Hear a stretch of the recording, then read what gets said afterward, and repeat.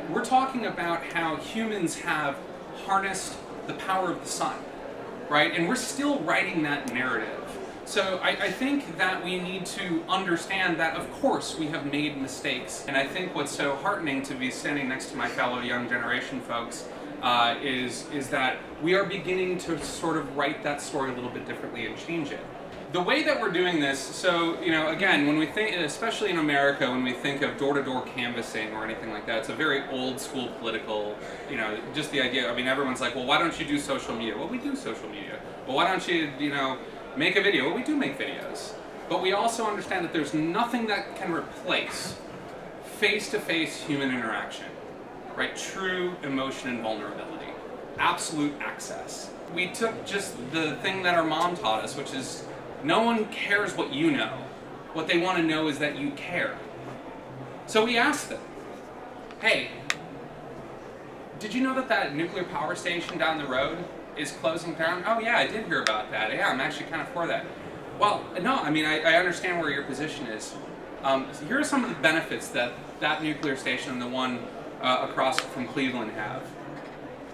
It's 4,300 jobs and 23 million. Maybe you have someone in school or know somebody who worked at the plant.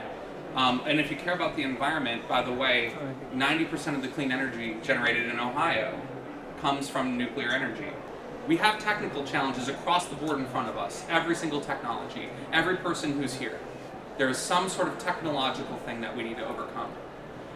Maybe the most important and probably the most stupid thing we have to overcome is our own fear and our politics. And in a polarized America, what I find remarkable about this is you see a pie chart of the reasons why Democrats and the reasons why Republicans support nuclear. And look how remarkably similar they are. If we're going to be pragmatic about having this conversation, we need to start asking values-based questions, not fear-based questions. We're humans, and we understand that in the course of evolution, we have to be practical and we have to be pragmatic.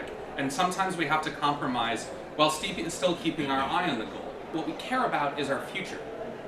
And so that picture and my experience, the people that I've met, the people who I'm sitting here with, they know they're safe. And they just want to be a part of the conversation. And I think that's a really beautiful thing. So again, we lead to our values, and then maybe that person starts to become curious, right? And so we listen to these folks, and we figure out ways that they can get involved. We align their passions with mission that we have and try to move them into a place where they can be an activist without changing anything about themselves. One of the things that I love about being a nuclear advocate, yes, it has potential to save the world, yes, it's a carbon-free energy source, but it has a tremendous potential to allow us to have a civil discussion with one another, to allow us to start putting politics aside and actually have a pragmatic conversation about how we move our society forward. And it's going to take everyone. It's going to take wind, it's going to take solar, it's going to take every technology that we have available and more. This is an extremely important fight. So the ability to walk open-hearted and open-minded into conversations is, I think, a great opportunity that we as nuclear advocates have, and I certainly would offer you an invite to join the conversation with us.